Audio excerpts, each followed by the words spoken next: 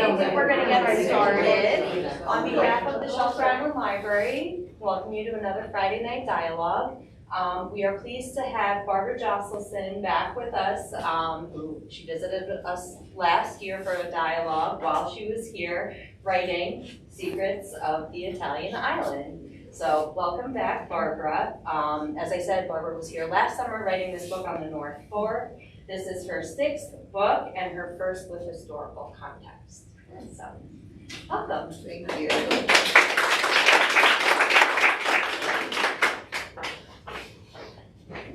Hi everyone. I am just beyond grateful and excited that you all have chosen to come here on Friday evening. I've been looking forward to returning here. Probably ever since I left last August. And thank you, Jessica, thank you, Kimberly, everybody here at Shelter Island who I've stayed in touch with and who at the library who invited me to come back. I did write that book last summer while I was here, and it was such a wonderful experience for me because while I live in Westchester now, I'm a Long Island girl. I grew up in Syosset, so I guess it's not quite out here, but I just grew up around the water, and it was such a big part of my experience and my memories. And this is the book's a lot about memories.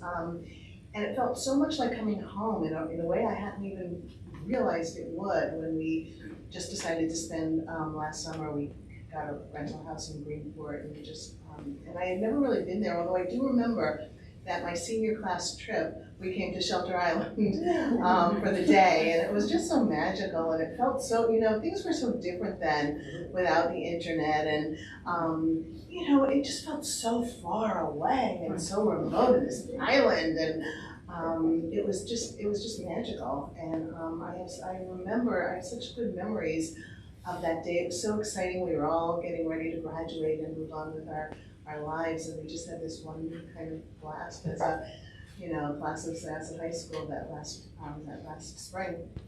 So what I'd like to do today is talk a little bit about what it is, why I became a writer, and what it means to me. I remember when I was here last summer, I did have some discussions with people who were writing, who thought about writing. I think everybody in some way has a story that they want to tell, and so I wanted to talk about my own experience, talk a little bit about the book, and then I wanted to read the two passages that do take place in Shelter Island. I tell you, because I have such strong feeling that Shelter Island is the only named accurate actual town in the book. I felt so strongly about that. Much of the book takes place, Shelter Island is where they go to vacation. This is Mia, my main character, who is a scientist, and her grandmother who raised her. They live in a fictional town called Soundport, which is based on Greenport, but it's not Greenport. And I guess other than New York City, Shelter Island is the one named town that I didn't want to make any kind of replacement for. I wanted to leave it there. So here's my story about becoming a writer. When I was very young, maybe 3 or 4 years old, there was a home I loved to visit. I remember it so well. There was a room with a red sofa and a bed with a pretty wooden headboard and a wall of windows at the back. And my parents called it our room. And I loved having a room in addition to the regular bedroom I shared with my sister in the garden apartment in Great Neck where we lived. It was our room, my parents told me, and I saw it as this wonderful alternative to our everyday home. I thought it was so fun to have a second place to call ours, our room. One night, it occurred to me that we hadn't visited our room in a long time. And I thought it would be fun to go there for a change, so I said to my parents, let's go to our room tonight. My mother shrugged and pointed to my bedroom and said, there's your room. No, I said, no, not that room, our room, our room, the one we go to sometimes, our room. That is your room, she said. No, the other one, remember the other room, you know what I mean, our room. My parents were baffled. They had no idea what I was talking about. And they proceeded to walk me through every room of the house, saying, that's our room, and that's our room, and that's our room. And none of it, not the living room, the kitchen, the foyer that served as our dining room, none of it was the room that I had in my memory. And they said, here's our room, here's our room, here's our room. How about this room? but none of them were the right ones. And finally, I was pretty young, but I remember just sighing and realizing that it was pointless to continue. I was young, but I understood that I would never know the truth about the room I could picture so vividly. I knew that I would spend the rest of my life completely unsure of what happened to it. I knew I would never know why nobody remembered it but me. Looking back, I suppose it could have been a hotel room, right? Or a room in the home of some relative we visited, or maybe it was a room that I saw on a TV program and I somehow in my little young mind, I turned it into our room and somehow believed I was there. Or, maybe it was a dream. I still don't know.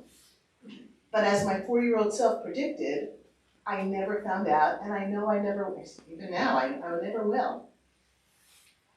But I can tell you that the idea of going home, or finding home, or losing home, or yearning for home is a theme that comes up constantly in my books.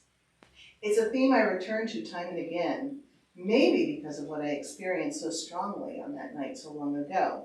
That confusing night when I longed for this place I felt so at home in, and no one else remembered it or could help me find it. And that's why I write books, and why I read them too. Stories are what help us search for meaning and closure and answers in a world that too often feels strange or senseless or unfathomable or scary. Stories are how we learn to understand what can't be understood. They're how we make sense of otherwise incomprehensible events, how we make a world knowable that would otherwise feel random and chaotic. Whether it's War and Peace, Little Women, Fatal Attraction, or your friend telling you over coffee about her awful date last night, we use the experiences of stories, real or fictional, to help us navigate our way and determine how to proceed. You may glance at a list of cars with engine failure, but your friend's terrifying story about how she nearly crashed into a telephone pole because she couldn't move her gear shift is going to make you carefully check that recall list. A cousin's story about a daughter who was nearly abducted after meeting for drinks with someone she met online will make you rush to your phone to check on how your own children vet their dates. And alternatively, a story of your sister's joyful renewing of her wedding vows on a cruise ship after 40 years of marriage, which is actually my sister's story, is going to make you believe that sometimes love can last forever, despite other evidence to the contrary. Now, this isn't just my hypothesis. Not too long ago, a very popular expert in the art of writing fiction by the name of Lisa Crone published a book called Wired for Story. In it, she draws on recent breakthroughs in neuroscience which prove that people are hardwired to understand the world through the stories they tell and the stories they hear. People are meaning-making machines. That's her term. We make meaning out of events all the time. Your daughter comes home with an itchy rash, and you immediately go into storytelling mode. When did you first see the rash, you'll ask. Where did it start? Has it spread? Did you touch anything new? Did you eat anything new? Use a new soap or shampoo? What did you do? You'll ask questions, and if you decide to get help, the doctor will likely ask those same questions again. Ultimately, you're in search of a story, a narrative, a cause and effect story that will tell you how to proceed. That's the beauty of a story. In the best case, it makes the world a little more understandable. I read books for this reason, and I write books for this reason too, because in a very interesting way, storytelling confers ownership. By controlling the narrative, we claim power. I remember when my kids were young and awoke from bad dreams, I'd often tell them to close their eyes and make up a happy ending. And they did. The monster turned out to be nice. The bad guy got caught. The puppy was found just around the corner. Ever notice how good it feels to finally share a story that's eating you up inside? When we tell a story, we're no longer at the mercy of the situation. Now, at least to some extent, we become something much more powerful. We become the storyteller. So what are the questions, the haunting experiences that lead me to write my books? I wrote my first book when I was a young mother with 3 kids. I loved my kids, I loved being a full-time mom, but somehow I also felt like a stranger in my own body. What had happened to all my dreams? Where was the young woman who was going to be the next Barbara Walters, or Anna Quinlan, or Katie Couric? Was she lost forever? That young woman I used to be, who thought she could do anything she set her mind to, would she ever come back? Those questions led me to create the story of a young mom who meets the teen idol she once adored when she was young, which leads her to question whatever happened to the young girl with the big dreams. To her surprise, that former TV star is now a has-been, also wrestling with the same questions. That book became The Last Dreamer, which was published in 2015, a story about figuring out whether you can go back and start over, and whether you ever really want to. The questions that informed my second book had to do with a couple I once knew. The husband seemed the most perfect guy. Handsome, charismatic, reasonable, generous, funny. He was a community leader and had a knack for bringing people together in a way no one else could. But the person who really fascinated me was his wife, a very, very smart and talented woman who had essentially devoted her life to supporting him and his career. I admired her, but I also worried for her. How risky is it to devote yourself to a life that isn't yours? A life you support, but don't live? What if this was all taken away from her in an instant? We writers deal with what ifs a lot. This led me to write a book about what happens when a wife and mom gives up her whole identity for what she believes is a fairy tale marriage, a fairy tale life, and more important, what happens when she not only loses that life, but realizes that it wasn't the fairy tale to begin with. Those questions turned into my book, The Lilac House, which came out in 2020. For my next book, I started to think about all the things in life we refuse to face because they're too scary, or make us sad or uncomfortable. The things we sugarcoat as a way of avoiding the truth. What would happen if a person was forced to face something devastating from our past? Would that person fall to pieces or grow stronger from it? Those were the questions that led to my next book, The Bluebell Girls. In that book, two adults who were partially culpable in a tragedy when they were young lovers each return to their hometown and unexpectedly run into each other. Will they finally own the past, or will the past own them? My next book was The Lily Garden, and that was inspired of all things by the Harry Potter series. I remember reading the books with my kids, and I remember thinking how sad and ironic Harry's power was. I mean, this was a boy who could mix potions and cast spells, teleport from place to place, become invisible by donning a cloak, even vanquish the evil Voldemort. And yet the one thing he couldn't do was the one thing he wanted more than anything, to know his parents, who died when he was a baby. It made me think about identity. Who are we when we cannot know the people who came before? This question fueled the writing of my fourth book, The Lily Garden. In that book, a woman whose parents died when she was very young returns to the hometown to try to save the garden her mother planted, which is slated for demolition. While there, she gains the courage to find out who her parents really were and what caused them to miss her childhood. And my fourth book, The Cranberry Inn, is also about identity, as a single mom returns home with her young son to help run her family's inn, and how she unexpectedly gains new understanding of her troubled relationship with her father. And those two books, Lily Garden and Cranberry Inn, came out in 2021. Which brings me to my new book, and this book just has a very special place in my heart now, Secrets of the Italian Island, which released in May. I was so excited about this book, my first historical novel. I knew for a long time I wanted to write a story set during World War II. But what question would I answer?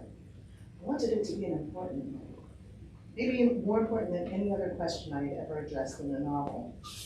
I began researching little-known places, islands that were impacted during World War II, to see if anything captured my imagination.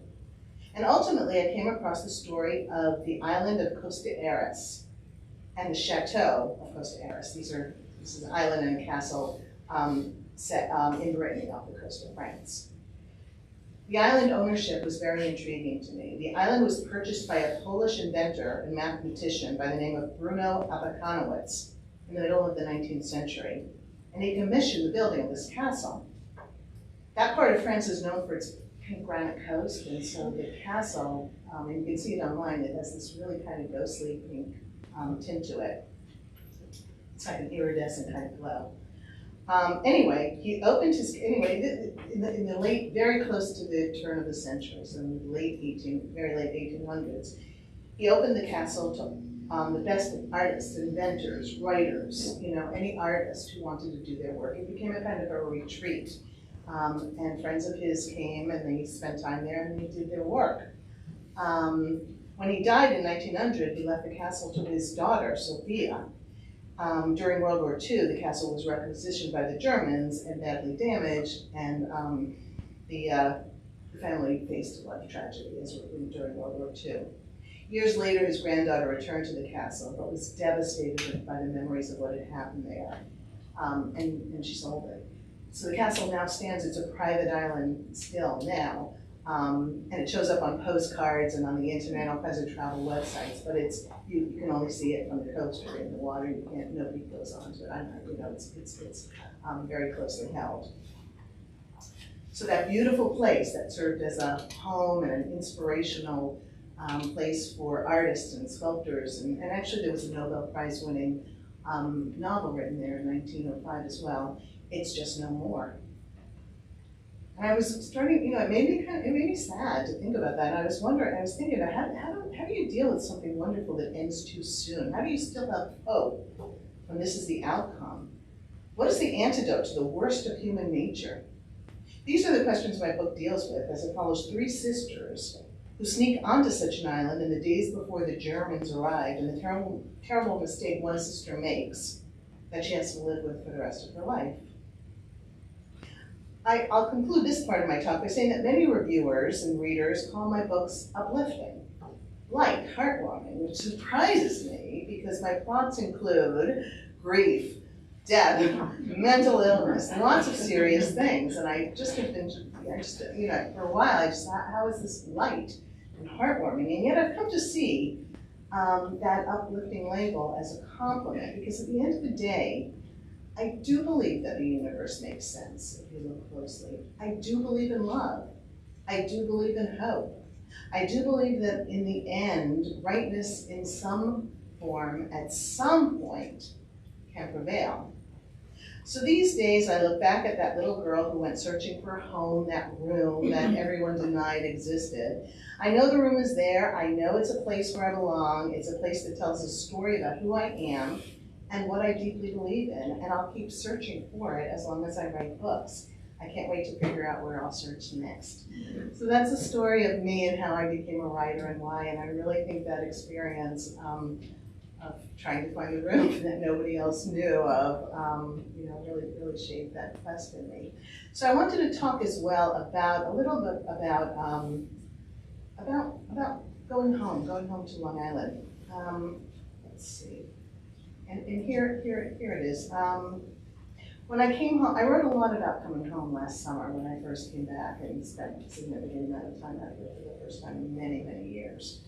Coming home to having water everywhere felt like being here at North Walton, felt like coming home to me. And I started to think about what does it mean to go home? And I was asking myself that question.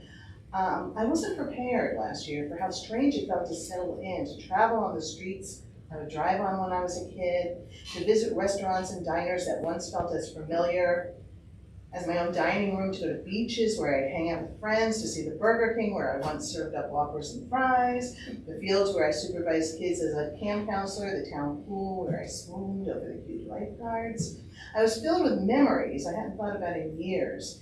Disagreements with my parents, times I felt lonely or awkward, but also glorious summer days that lasted deliciously long, or winter mornings when a snowstorm caused the power to go out. My family and I would pull on our parkers and boots and trek to the local diner, Celebrity Diner in Syosset, where the whole town would gather to enjoy a hot breakfast, thanks to the devoted staff and generator power, and share information about when things might return to normal. What do we remember? What sticks in our heads and why? I asked myself those questions over and over again as I was writing this book, which takes place both in present-day Long Island and this tiny island off the coast of Italy in the 1940s. And I can tell you that I took that castle and that island that was off the coast of Brittany and I moved it to Italy because I'm a novelist and I'm allowed to do that. And it just seemed to be something that spurred my imagination to make that move. And I'm excited about the way memories and families drive this story. So what I wanted to do now, and I would love to take some questions or hear your comments, but I did want to read the two sections in the book, the two most prominent sections of the book where Shelter Island figures. The first is in the very beginning. My main character, and I could just I'll tell you a little bit more about the book. Mia, as I said, is a scientist. She's single. She was raised by her grandmother, Annalisa, who's always been very secretive about her upbringing. Mia knows she grew up in Italy. She knows that there was some connection with the war, but she really, she got the feeling her grandmother never wanted to speak about it, and she never really pushed her on it.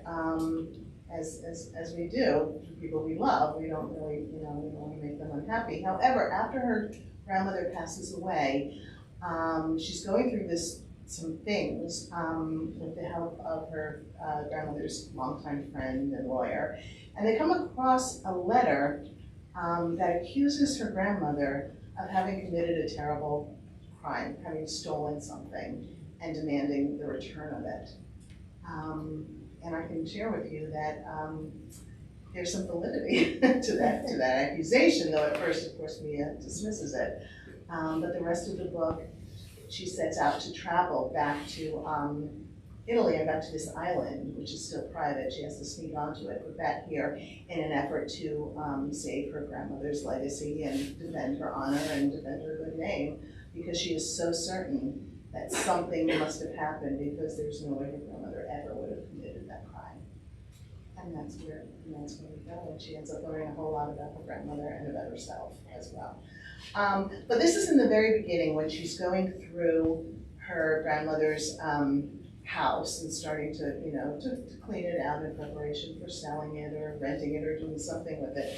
And she's looking through, this is her first time back in the house since her grandmother passed away. And let's see, so she's going into the garage now. And she opens the garage. At the threshold, Mia took a deep breath, knowing where she had to go next. With deliberate steps, she walked through the room to the heavy door just past the sofa, then proceeded across the breezeway into the garage. Inside, she headed for her grandmother's old red Camry, but no matter how hard she tried, she couldn't divert her eyes from the pair of pale blue bicycles in the corner, each with a white biking helmet perched on the handlebar. She felt a heaviness in her chest that made her shoulders sink. The bikes looked like abandoned animals who once were lean and fearless, but now were merely shadows of themselves. From the time she was a teenager, she and her grandmother would hitch the bikes to the car every summer and take the ferry to Shelter Island for a one-week holiday, visiting nautical museums and strolling nature preserves and eating fresh seafood and pies made with local peaches and berries. But what they both loved most on those trips was riding alongside the hilly terrain so close to the water. The evenings were warm, the sky staying light until 8:30, the sunsets fiery over the sound. Her grandmother had been a strong cyclist and was enchanted by the natural world, the moon, the oceans, the clouds, the pebbly beaches. Mia remembered there had been tears in her grandmother's eyes when they'd loaded the bikes back on the car to come home 6 years ago. It was the week before Mia was starting her job at Wild Cornell and moving into the city, subletting a tiny studio from a co-worker who was relocating to Los Angeles. Lucy had been having worsening, Lucy's her mother, the name of her grandmother. Lucy had been having worsening heart trouble for years, and with the arthritis in her knees also intensifying, even gentle bike riding was painful and taxing. They'd both known, though they hadn't said it, that it was the last bike trip of her life. And I remember that when we were coming out here last summer, that's what everybody told us we had to do, take the ferry and bike, and that Shelter Island was a wonderful biking community. And so I wanted to incorporate that.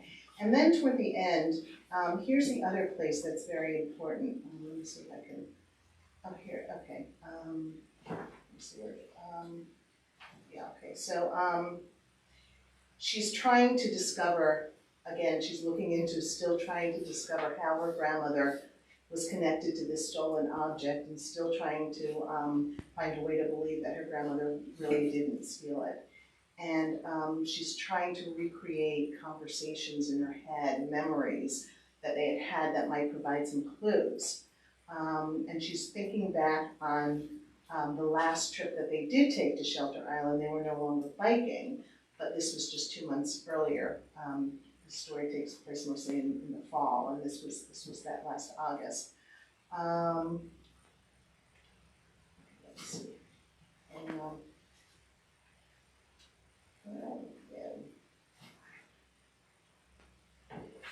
her grandmother had never been a romantic person, and yet there had been a hint of that spark, that romance, that magic, just once. Mia suddenly remembered. It was August, 2 months ago, and she and her grandmother had taken the ferry across the Sound for their yearly trip to Shelter Island. They'd sat on beach chairs, Lucy with a scarf around her neck, staring at the rising moon as it came into view. At one point, Lucy mumbled something in a slow, rhythmic tone. It sounded like Italian, and Mia was surprised. She'd never heard her grandmother speak Italian before. "What did you say?" she said. Her grandmother spoke this time in English, such a beautiful sentence that Mia asked her to repeat it twice so she could memorize it, word for word. "You are too far to hold, too close to resist, too strong but not too strong to have to turn away," Lucy recited. "I long for you, I bow to you, I embrace you from a distance, my star, my muse, my words, my music." "What is that?" Mia said. "Is that a poem?" Lucy shook her head. "Just the words of a friend." "What friend?"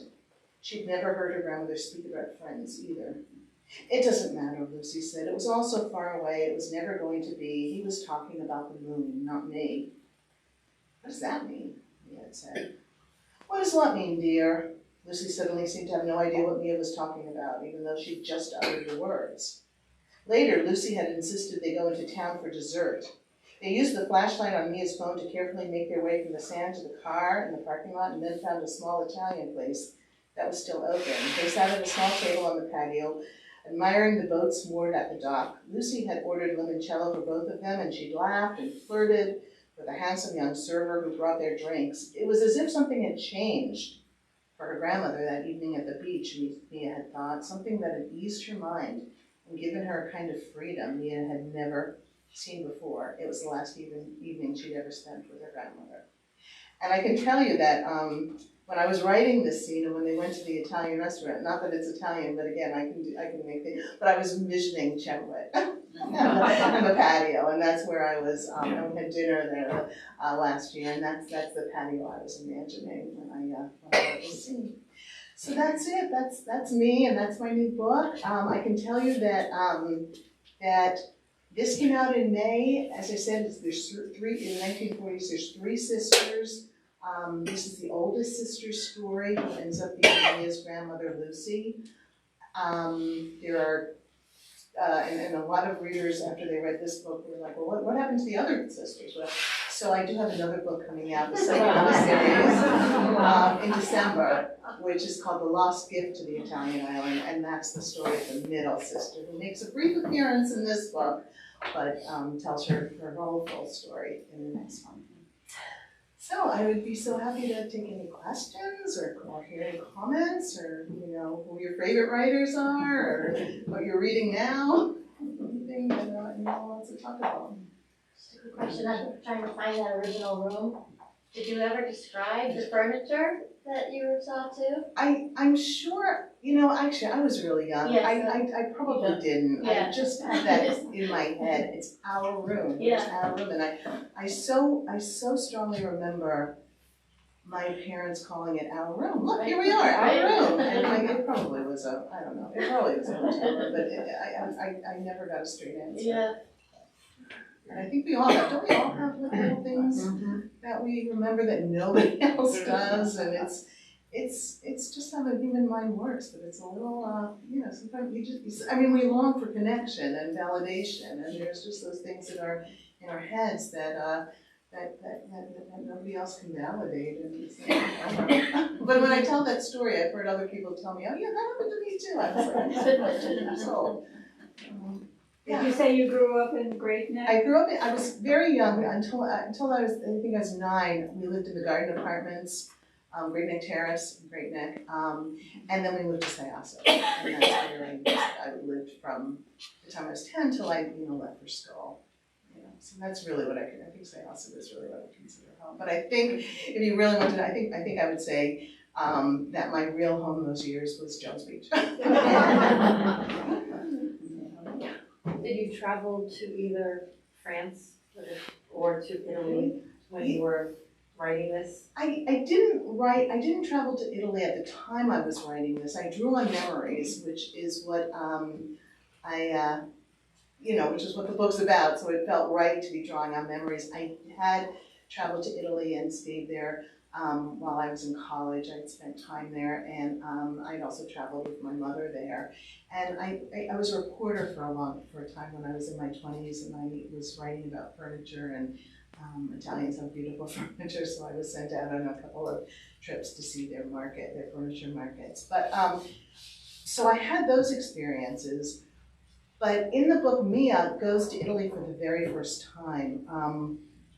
And it was really hard for me to capture that, what it was like to see, Rome for the first time, to land for the first time. But I was very lucky because my daughters were back there, and one of them last summer had traveled to Italy for the very first time. So I sat her down and I told her to go through the whole thing, and what did you see, and what did you think, and what did you see, and what then, and what was confusing, what was a problem, what was exciting, and listening to her responses and reactions, I was able to really capture that experience. And I think writers do that all the time, who interview people, and not only so much what did you do, but what did you think? What did you feel? What did you remember? Those are the questions that what did it seem like? So I was lucky. And I did thank her in the acknowledgement. She for that great help. I have actually two questions.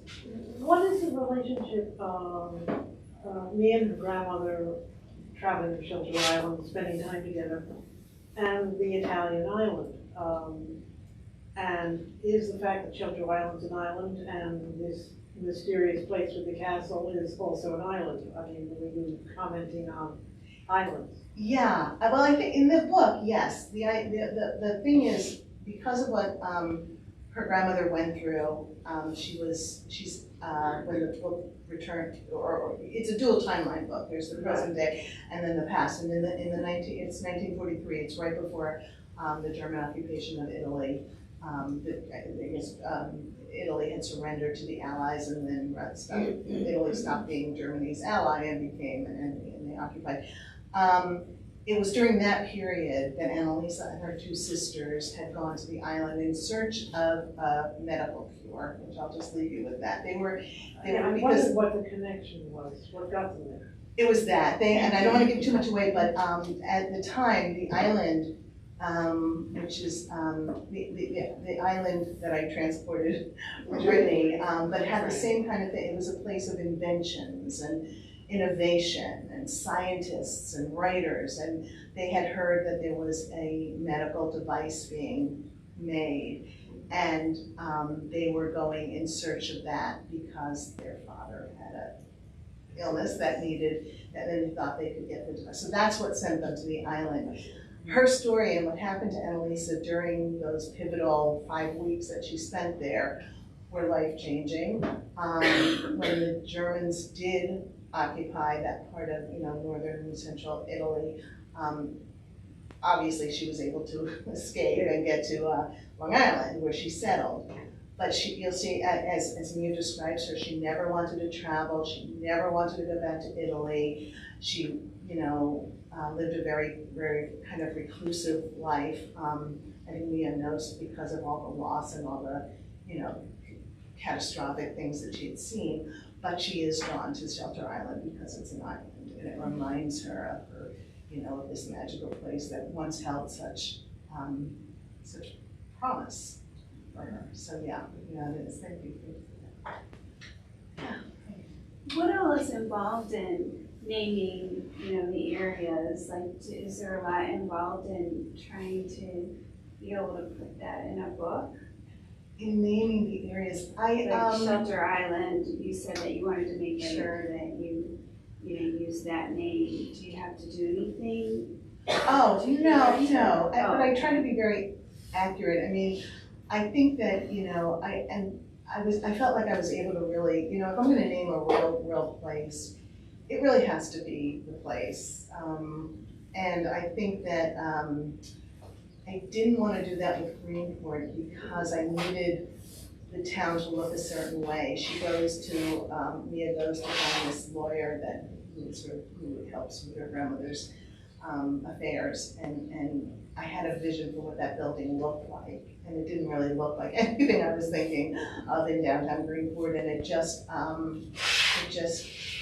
so it made a lot of sense to make that fictional, to base it on Greenport. And there's a point in the book, actually, which I enjoyed writing, because when I was in Greenport, I really liked, I thought it was just something so basic and simple about that. The streets are First Street and Second Street and Third Street, and Bridge Street has a bridge, and Main Street is Main Street, and Front Street is Front Street. And it just made so much sense to me, and I thought that, Mia would appreciate that as a scientist, that she would really, that's one of the things she would love about her town. So I incorporated that as she's driving through, she's reflecting on how she just really likes that there's no, silly names or names that you don't even understand where they came from. So that I used. As far as Italy goes, it was really important to me to identify real places where they mattered. I mean, obviously, the invasion of Rome, that's really important. I wasn't gonna, but the island, it was really, people say, what island is it? And I was like, it's a fictional island, but I know where it is. It's north of Sicily, it's in the Mediterranean. I know where it is, but there's a lot of small private islands in that area. It needed to be fictional because the whole concept of what goes on there is fictional. And that's where sometimes the fun comes in, because I'm able to make a name for things that are, very romantic or just hit me the right way. And that's the characters too. When I'm trying to name characters, I'll kind of Google Italian, Italian baby names popular in what this would have been in the 1920s, I guess. And then I'll just go through the lists, and sometimes I change, it just has to, that's all really kind of instinctive and what feels right, or, sounds right to my Yeah, I ears. didn't know if there was any legal Oh, stuff you had to go through, or. no, I just think it's not legal, it's just a commitment to the readers. I wasn't gonna put a skyscraper here or do something really bizarre. That wouldn't feel real to people reading this. Yeah. Is historical fiction more difficult to write than fictional fiction? It is real. It is much more difficult. It's much more complicated. I had written the 4 books that I wrote, or I guess 5 books that I had written up until 2021, and my editor, I have a wonderful publisher. It's Bookouture is the imprint. Hachette is the big global communications company, but they own the imprint. But they function like a small imprint. I think they've only been owned by Hachette for like 5 or 6 years, and they have a lot of autonomy. So, and my editor is based in London, and somehow I don't know. There's such a history. The literary history in Britain is. I just find the editors have been really supportive and take their time. I just had a very good experience. So anyway, she had said, look, you've already done like 5 contemporary books, want to stretch yourself a little, want to do something a little bit different. And it felt, I felt like that was a challenge I wanted to take at that point. I didn't want to go back to just doing another, contemporary story. I felt like the well was dry at that point. And I had always wanted to write about an historical. I think it's just, I like research, it's really interesting, but I will say everything needs to get checked, and things that you take for granted. I mean, and I told the story a lot that, at one point, Annalisa is leaving a note for someone at the castle as she's about to escape. And of course that, I was like, well, would she have a pen? Well, what kind of a pen would it be? You know, does she have a ballpoint? Probably doesn't have a Sharpie, what is she using? And so it's like every little thing. And so then I kind of went through and I'm reading, and because I kind of have that kind of really detailed, I find myself spending the whole day reading the history of BIC, of the company. Way more information than I needed, but it's interesting too, actually. But it was really interesting, and I was able to get on the the pen that I needed. And I think the other thing, this happens all the time, but I've got them crossing over from the mainland to this island at night, sneaking onto this private island, these three sisters. And what kind of a boat would it have been? It wouldn't have been a powerboat. What did somebody in Italy, what kind of a boat would somebody use for a small voyage like this? And so anyway, that sent me on a big search, and until I finally found the fishing boat that the merchant on the mainland would have had, who could have been, bribed to take them across. But everything, so it's the big things like the war, it's the little things like the pen. So it is, but it's really satisfying too. Yeah.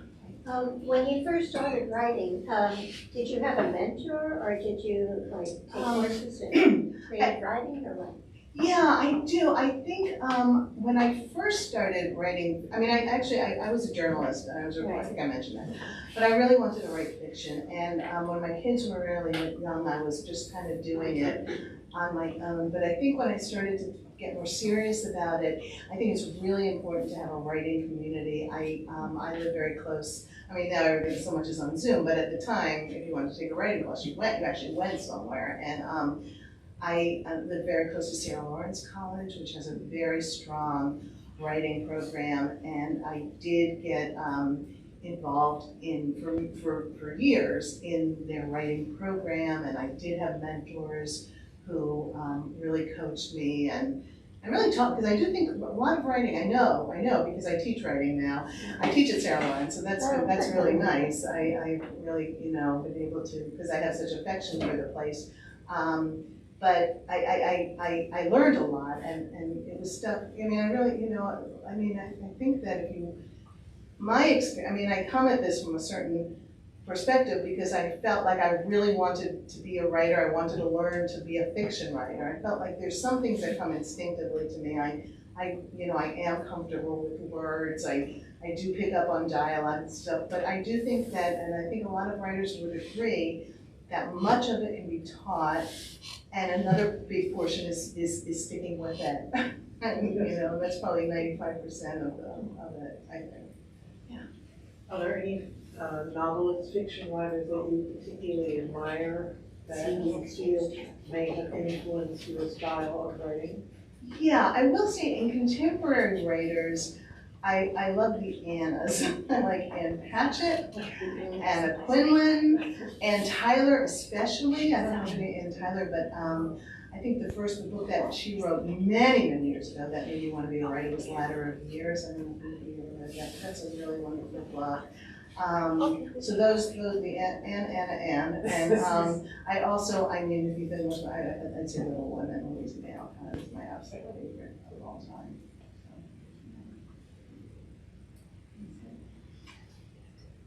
I guess that's it. So if you're interested, I'd love to speak with everybody individually or whatever. I'll be here for a while. If you are interested in buying the book, my husband will be selling them over there. They're $10 cash or check, or Venmo, I guess. I keep a mail. I do send out newsletters. If you want to hear a little bit more about what I'm planning, you can sign up for my email newsletter. Thank you, and most of all, thank you so much. It really is a pleasure for me and very exciting to have this opportunity to just talk about my book. So thank you so much. Thank you.